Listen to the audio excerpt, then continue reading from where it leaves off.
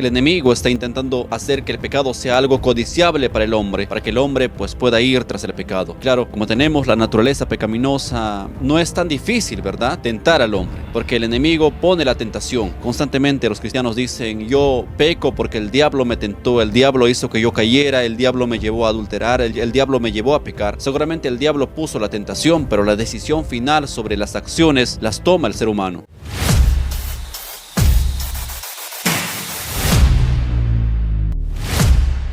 Tenemos que entender que Dios tiene en cuenta el pecado. Y el Señor dice que el pecado, el Señor no lo pasa por alto. Ahora, cuando muchos piensan y dicen: bueno, Dios me perdona todo lo que yo hago, no es que Dios simplemente dijo: bueno, le perdono todo lo que hace. No, es gracias al sacrificio de Jesús que el Señor nos perdona nuestros pecados. Es gracias al sacrificio, porque Jesús, los pecados que usted y yo hemos cometido, y los que no sabemos que vamos a cometer aún, el Señor ya, Jesús, nuestro Señor, pagó ya por esos pecados en la cruz del Calvario. Él lo pagó por nosotros, lo hizo. Aquel que no conoció pecado, dice la Escritura, por nosotros lo hizo pecado. Él cargó nuestros pecados sobre sus hombros y fue a la cruz y muerte. Después resucitó dándonos la victoria. La naturaleza pecaminosa que hay en el ser humano le lleva constantemente a ir tras la tentación del enemigo. Seguramente el enemigo pone tentaciones. La Escritura dice así.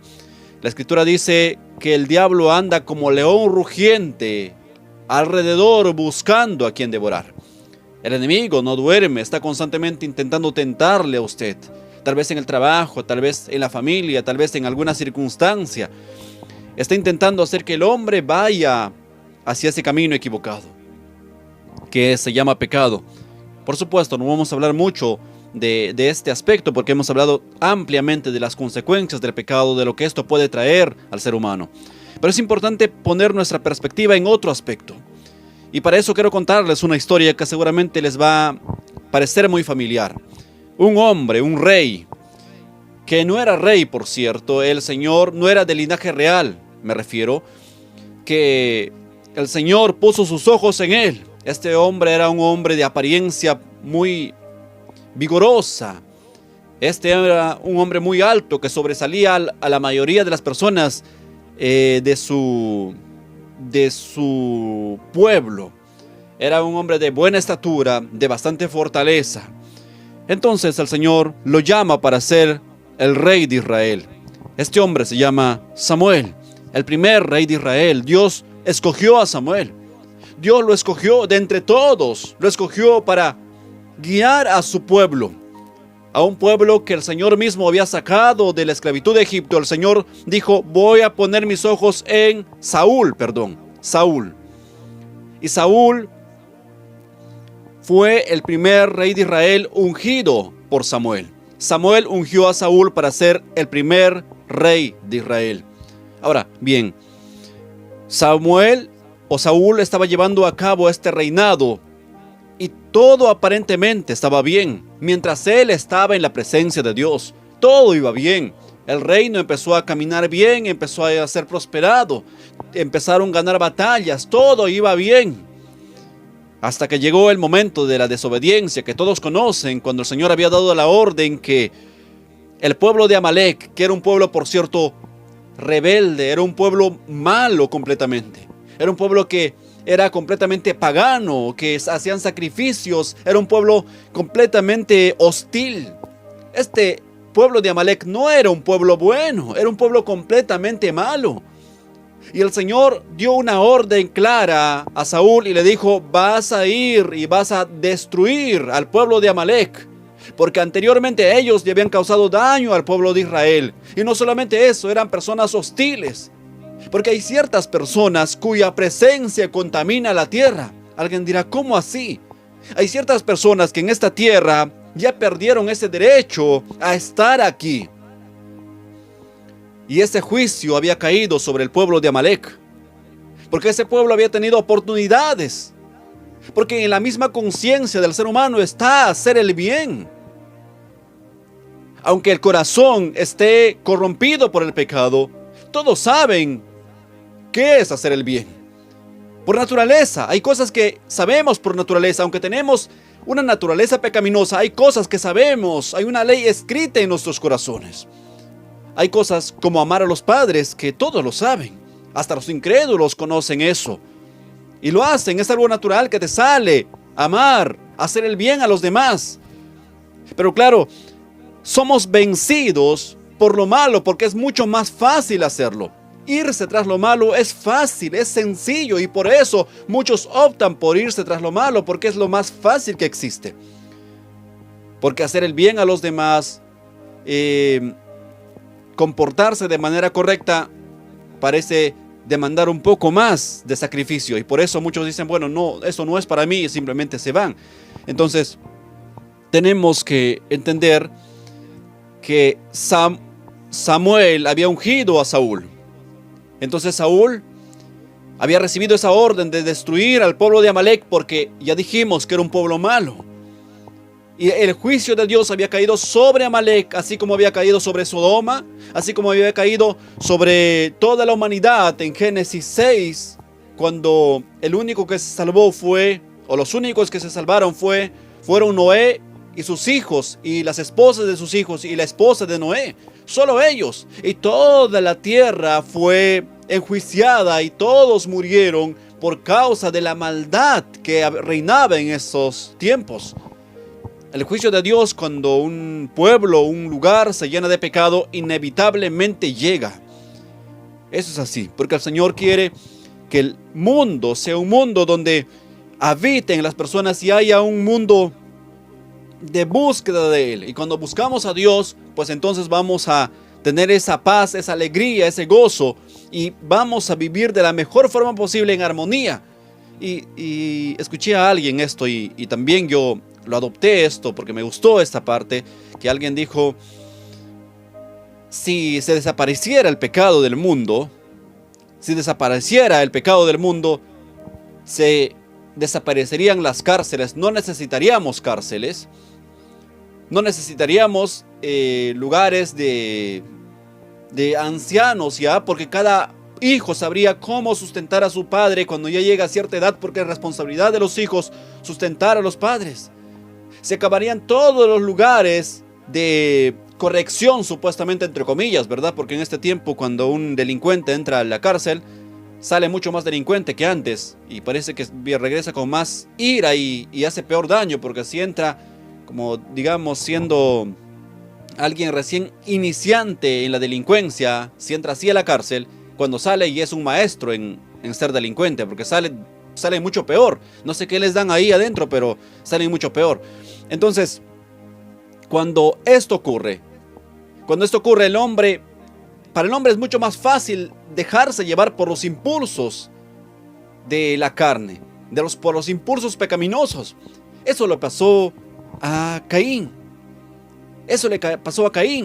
Caín y Abel presentaron sacrificios ambos al Señor, intentando acercarse. Recuerde esto, el Señor no había pedido el sacrificio ni de Abel ni de Caín.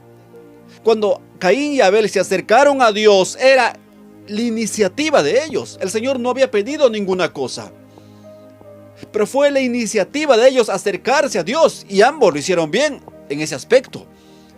Hasta que llegó el momento decisivo, cuando el Señor pues premió a Abel y a su ofrenda, pero no premió a Caín y a su ofrenda. Entonces Caín, lejos de aprender de Abel y decir, ¿qué habrá hecho bien Abel? Voy a preguntarle a mi hermano, de pronto es algo que yo he dejado de hacer. Voy a preguntarle para que él me enseñe, para que me instruya. No, Señor, no, de envidia, de enojo, y simplemente fue y lo mató. Porque es mucho más fácil dejarse llevar por los impulsos pecaminosos. Él sabía en sí mismo que tenía que amar a sus padres, que tenía que amar a su hermano, y un hermano que ama no le va a matar, no le va a asesinar, lo va a proteger y le va a cuidar. Pero ¿qué pasó ahí? Él se dejó llevar por el impulso, por la rabia o por la cólera o por la envidia, y fue y lo mató. Por eso el Señor le pregunta, le dice, Caín, ¿dónde está tu hermano Abel? Y él contesta de forma un poco cínica y le dice, ¿Acaso yo soy el guarda de mi hermano? ¿Acaso yo soy el guardián de mi hermano? ¿Acaso yo le voy a estar cuidando? Y el Señor le dice, ¿qué has hecho? Porque la sangre de tu hermano clama a mí desde la tierra. ¿No le parece maravilloso eso? Porque Abel era justo, pero aún así le llegó la muerte. El Señor, y esto es muy importante, no le impidió a Caín que lo matara. Y alguno podría preguntarse, no sé si ha pensado esto de esta manera, pero si Caín era malo y Abel era bueno, y las ofrendas o la ofrenda de Abel le agradó a Dios, ¿por qué Dios no defendió a Abel para que Caín no lo matara? ¿Se ha preguntado eso? ¿Se ha preguntado por qué Dios no defendió, no envió un rayo para impedir que Caín matara a Abel? ¿Se ha preguntado por qué?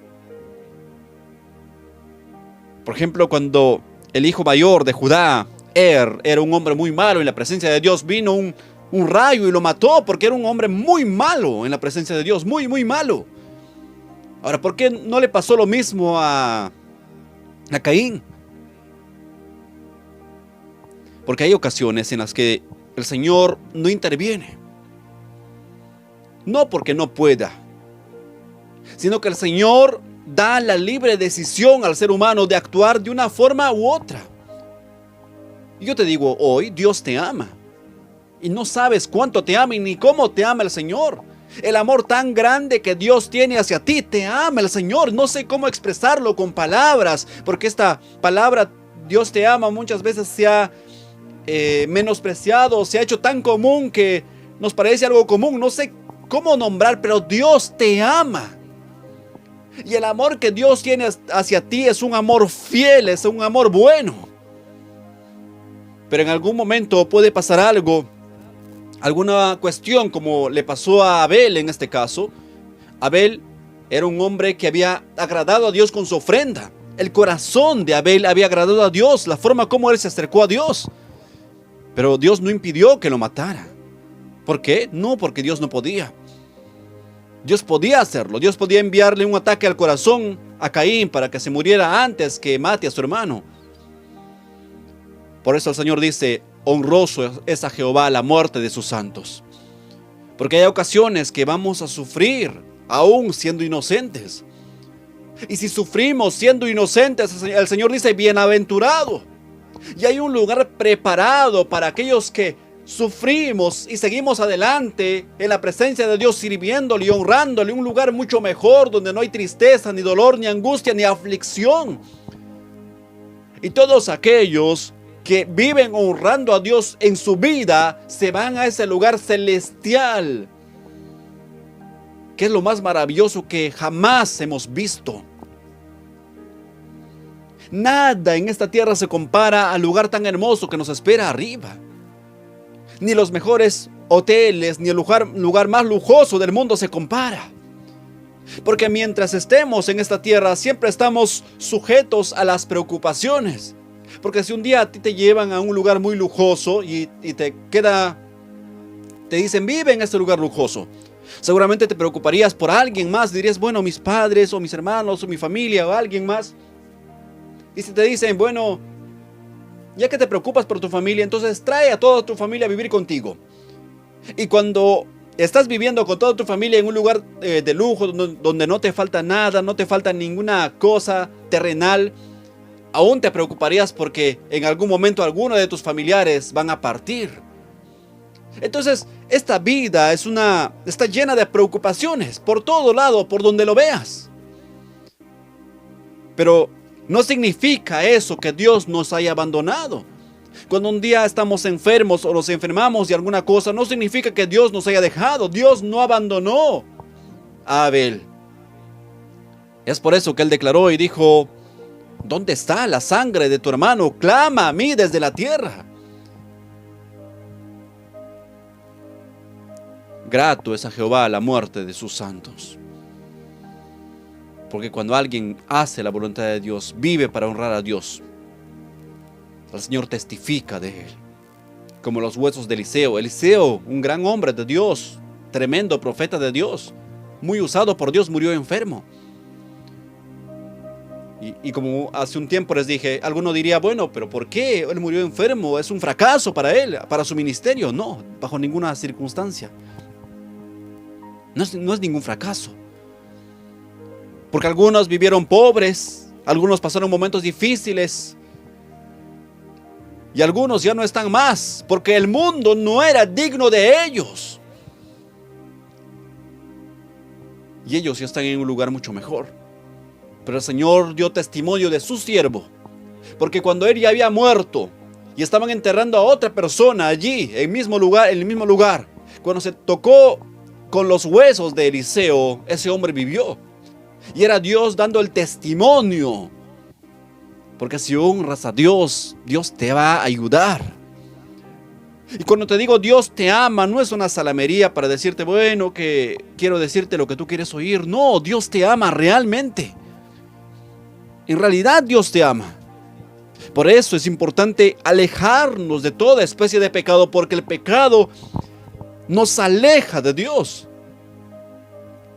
Y puede ser tanto el pecado en un hombre que en algún momento puedas rechazar a Dios con la misma convicción como un día lo aceptaste. Y de hecho a algunos les pasa eso.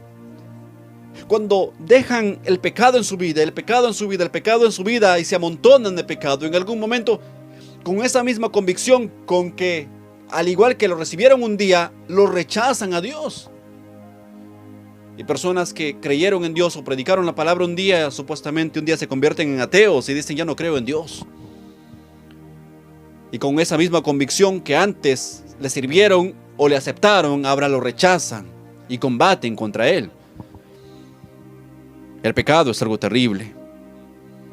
Y retomemos la historia que estábamos desarrollando. Saúl había tomado el reinado. Todo iba bien. Hasta que recibe esa orden que cambió todo para él. Hasta que llegó esa orden, él iba de alguna manera bien. Tenía sus errores como cualquier gobernante, pero iba bien. Hasta que llegó esa orden, y entonces esa orden le dijo, tienes que matar a todos los amalecitas. Tienes que matar a todos. No dejes nada vivo, del rey ni ninguna persona. Y había una razón para todo eso. Porque cuando alguien queda vivo, seguramente iba a formar un pequeño pueblo o algo, iba a estar constantemente en rivalidad con el pueblo de Israel. Ese es un poco lo que pasó en la actualidad, ¿verdad? Allá en Medio Oriente. Entonces, ese pueblo de Israel tenía que vencer al pueblo de Amalek y destruirlos por completo, borrarlos de la faz de la tierra. No tenía que reservar ni animales, nada, todo tenía que destruirlo.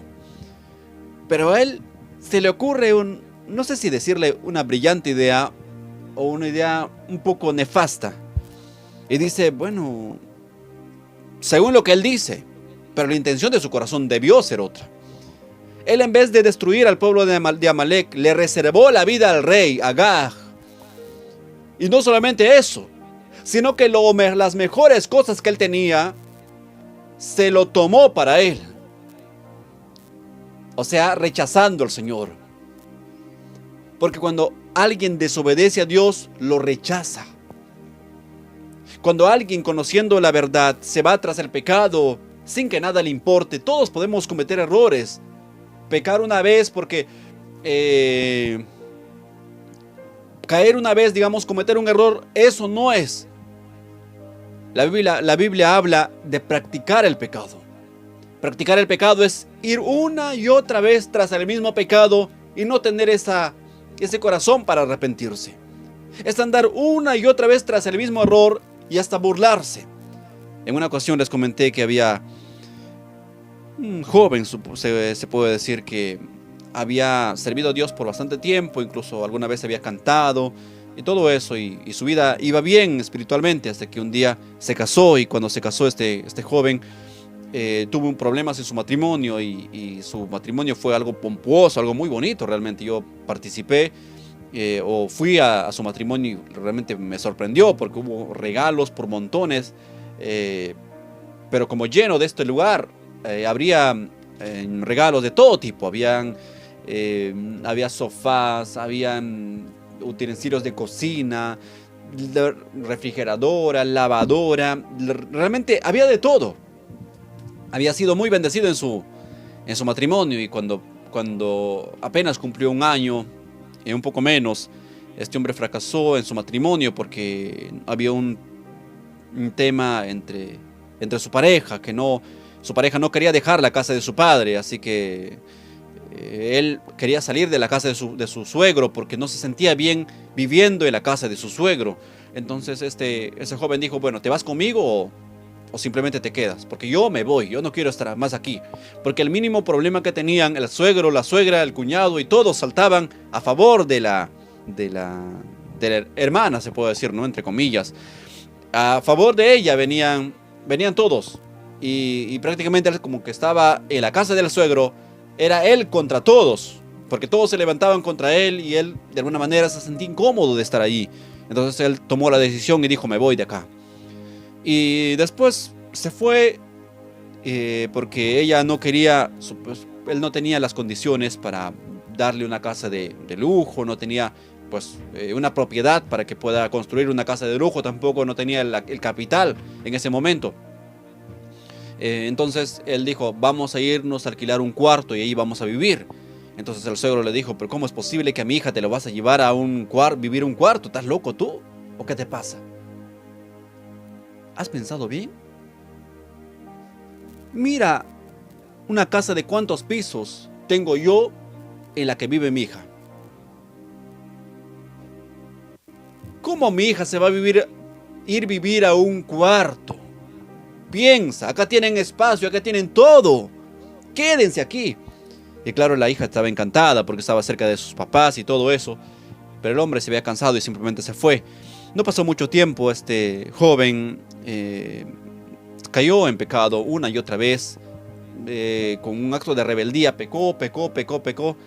Tanto así que él había ya entrado en una dinámica mucho más fuerte. Ahora él se iba a las discotecas, tomaba con mujeres, salía, hacía lo que quería en su vida. Es como cualquier mundano, o mucho peor, porque hay mundanos que no andan así, una vida desordenada, porque hay mundanos que trabajan, hacen lo necesario, claro, no creen en Dios nada, pero hacen su trabajo o viven su vida tranquila.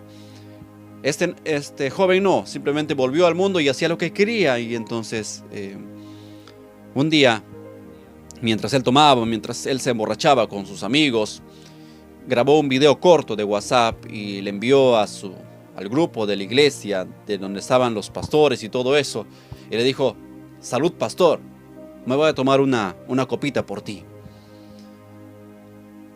¿Se da cuenta del grado de ofensa que es eso? ¿Se da cuenta lo que hay que tener para hacer eso? ¿Se da cuenta lo que hay que tener en la cabeza, lo que hay que tener en el corazón para hacer eso? Porque alguna persona, algún cristiano verdadero, cuando comete un pecado, no anda diciendo, mira, pequé. Mi pecado. No, de ninguna forma. Un cristiano cuando se equivoca, cuando falla, dice, ¿por qué le fallé a mi Señor? Porque sientes en ese momento que el mundo se te viene encima. Porque cuando le fallas a Dios sientes y dices, bueno, pero ¿por qué le fallé? ¿Por qué pequé? ¿Por qué me equivoqué? ¿Por qué hice esto? ¿Por qué hice lo otro? Porque te compunges, te entristece el pecado. En ninguna manera tú te enorgulleces y dices, bueno, salud. ¿Qué tal? Mira cómo estoy, mira, qué lindo, qué lindo, ¿ah?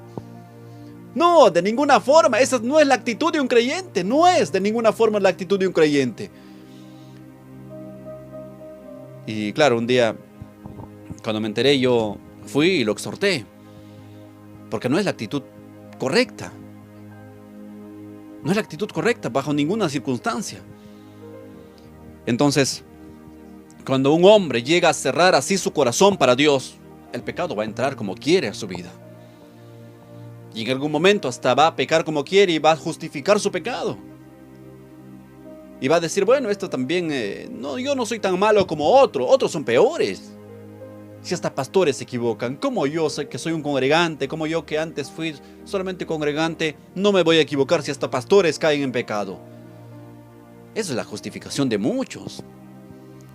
Esa es la justificación de los pseudo cristianos. Porque si usted es un cristiano y se justifica de esa manera, no es un cristiano. Porque el mayor ejemplo que tenemos no es el hombre, el mayor ejemplo que tenemos es Dios. Y usted ve al Señor. El Señor ha caminado en pecado, entonces usted camina en pecado. No, en Él no había pecado. En Él había limpieza de corazón, había entrega. En Él había esas ansias de amor para los pobres, para los necesitados, para aquellos que eran pobres en espíritu. Por lo tanto, no use como excusa decir, bueno, es que los pastores se equivocan también, ¿cómo no me voy a equivocar? No, es una excusa. Mejor diga, yo quiero vivir en pecado, por eso vivo así. No me interesa el cristianismo, no me interesa andar conforme a la palabra de Dios, no me interesa nada. Quiero vivir como yo quiero. Sería mucho más fácil y mucho más real. Y no se engañaría a los demás, ¿verdad? Es lo que le dije al joven. Le dije, mira, yo te amo en el amor del Señor, pero la actitud que tuviste es una ofensa. Es una ofensa no solamente a los seres, a las personas, porque ellos son tus pastores, son tus hermanos en Cristo. Y muchos de ellos también, así al igual que tú, han salido del alcoholismo. ¿Y por qué tú vas a ponerle más tropiezo a los demás? Ahora, si una persona nueva te ve y ve que lo que estás haciendo, grabas videos cortos y eres un incrédulo y andas así, te ve, ¿qué va a pensar? Y tú no solamente te estás perdiendo tú, sino que estás llevando a otros contigo a la perdición. Y la Biblia dice, ay de ser tropiezo a uno de mis pequeños. Ay de ser tropiezo a uno de mis pequeños, porque yo, dice el Señor, mía es la venganza, yo daré el pago, dice el Señor. No es un juego.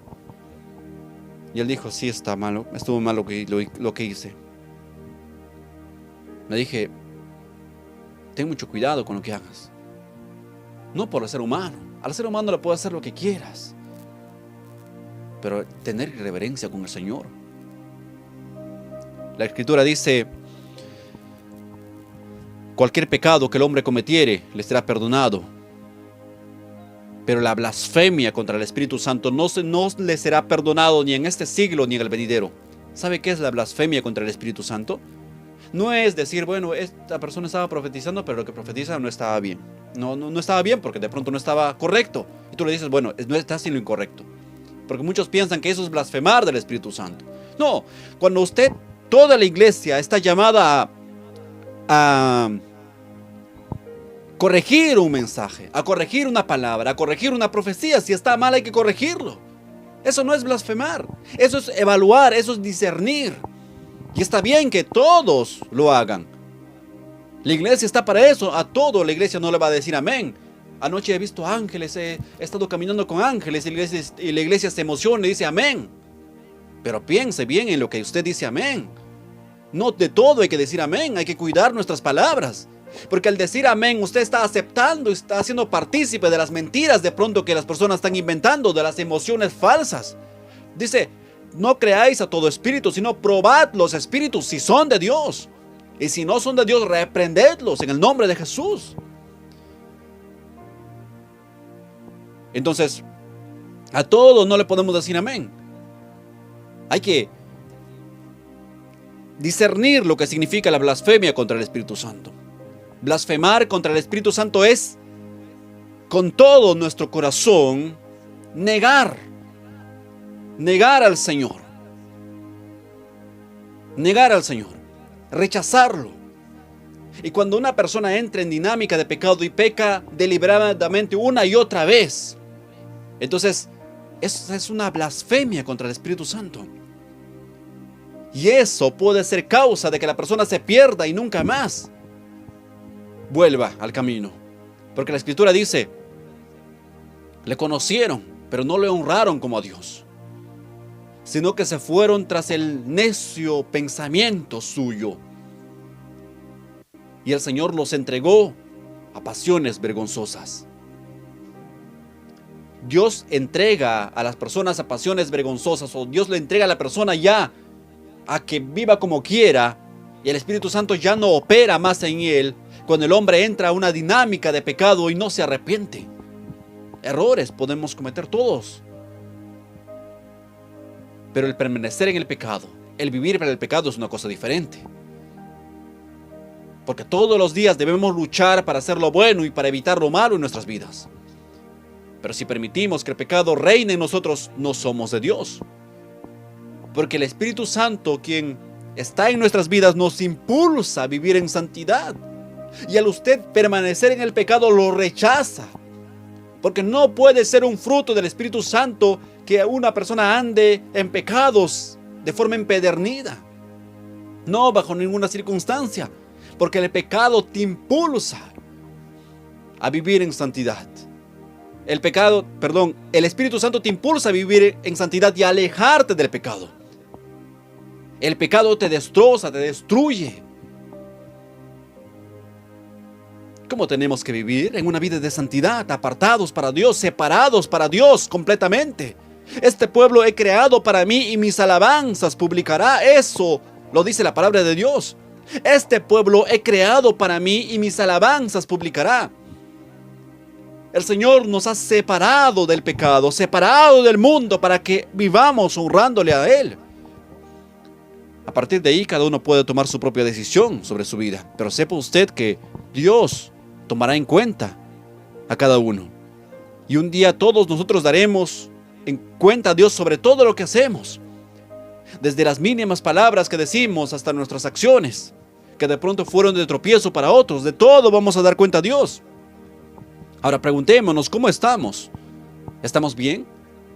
¿Estamos caminando en una vida de fe o simplemente nos hemos olvidado de Dios? Entonces, Samuel dijo: no, pero ¿qué voy a destruir todo? Porque tiene ganados muy bonitos. Tiene ovejas muy bonitos. ¿Qué tal que este hombre tiene más tesoros que escondidos? Tal vez sí. Voy a hablar con él. Y seguramente habló con Agag. Y Agag le dijo: bueno, tengo tesoros más. Y si tú me dejas con vida, entonces yo te voy a dar tesoros. Y él dijo: me gané la lotería. No lo dijo seguramente con esas palabras. Es solamente lo digo con estas palabras, ¿no? Entonces dijo: esta riqueza me va a servir a mí. Con esto voy a hacer crecer más mi reino. Me voy a volver un hombre más poderoso. Sí, Dios me dijo que destruyera a todos. Pero bueno, igual tal vez no fue tan literal. Así que vamos a destruir a todos los que no valen. Pero las mejores ovejas, vamos a tenerlas. Una parte la sacrificamos al Señor. Y yo le voy a decir a Samuel o al Señor, le voy a decir: bueno, aquí están, para sacrificar para ti. Por eso he reservado todas estas cosas. Pero el corazón de Saúl no solamente estaba en eso, sino que estaba en algo más.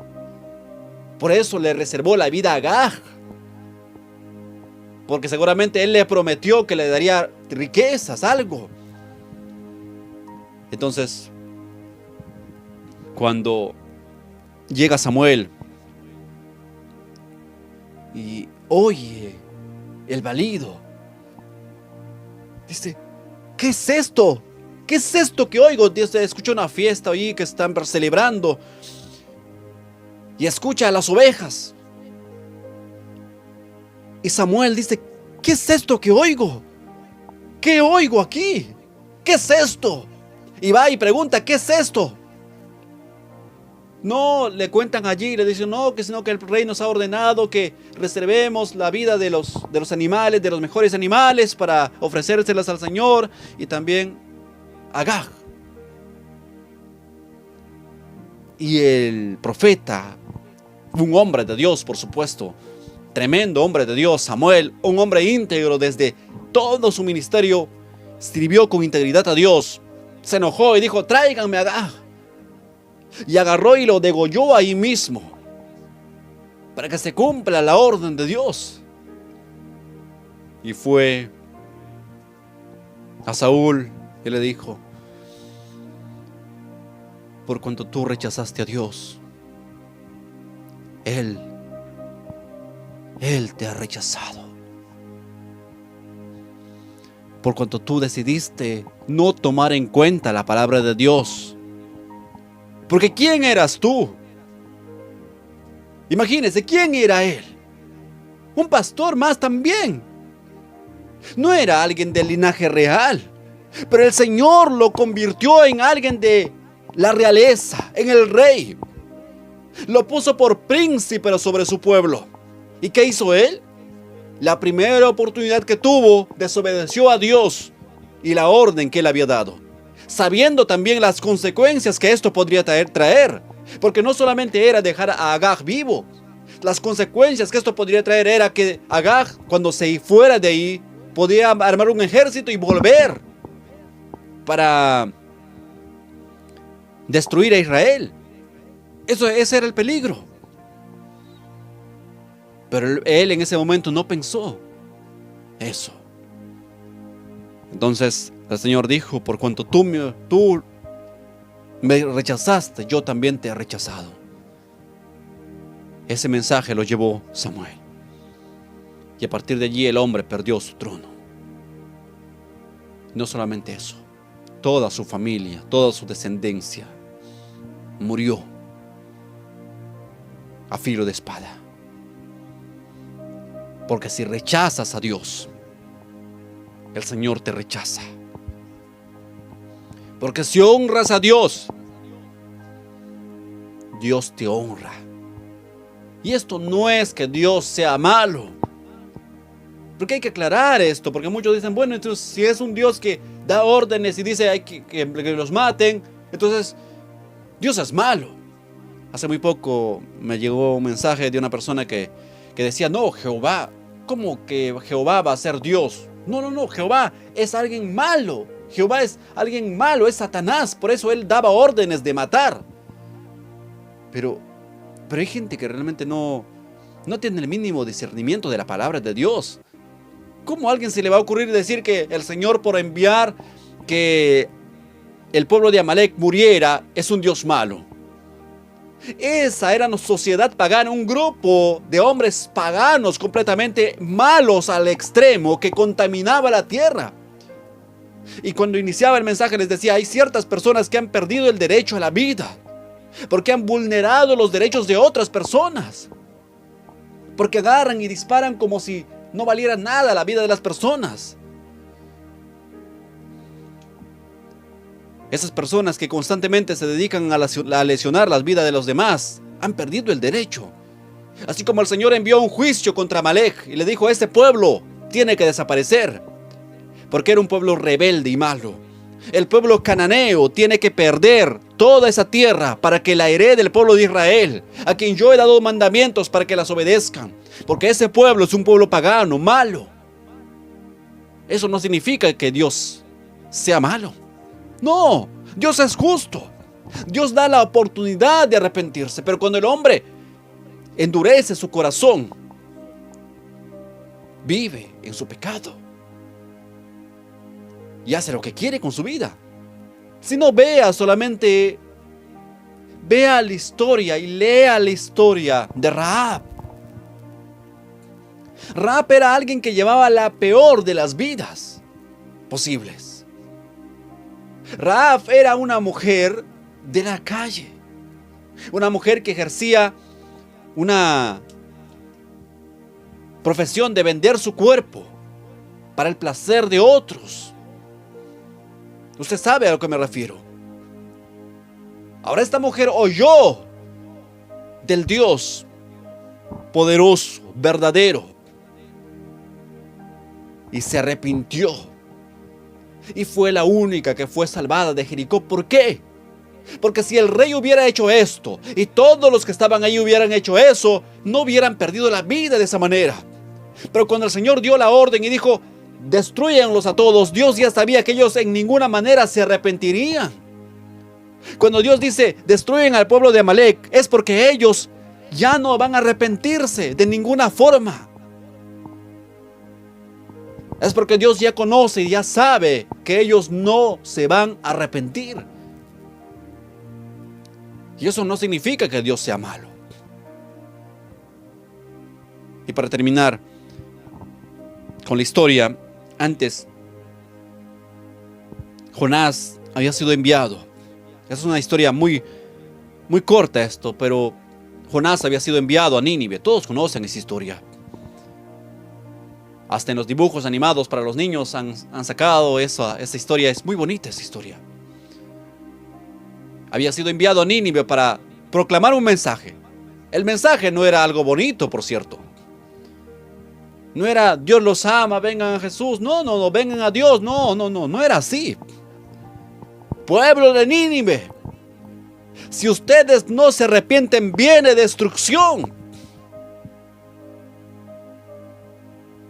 ¿Y sabe qué pasó?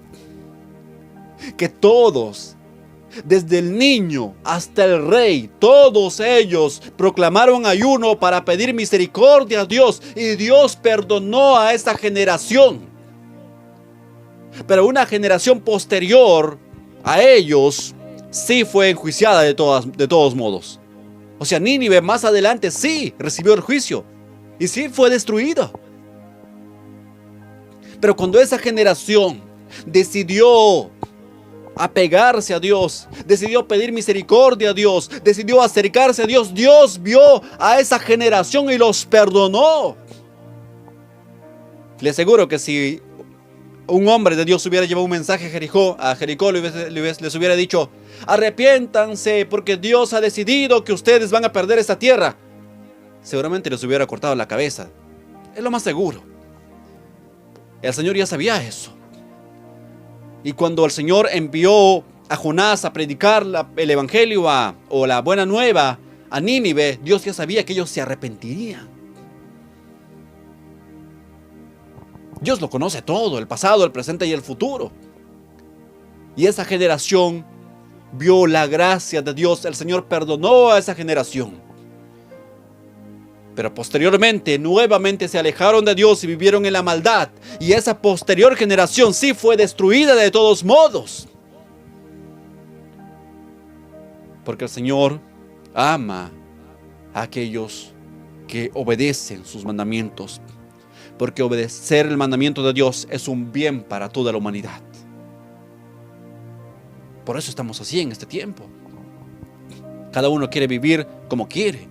Cada uno quiere pensar como quiere. Quiere pensar lo que quiere. Por eso estamos así.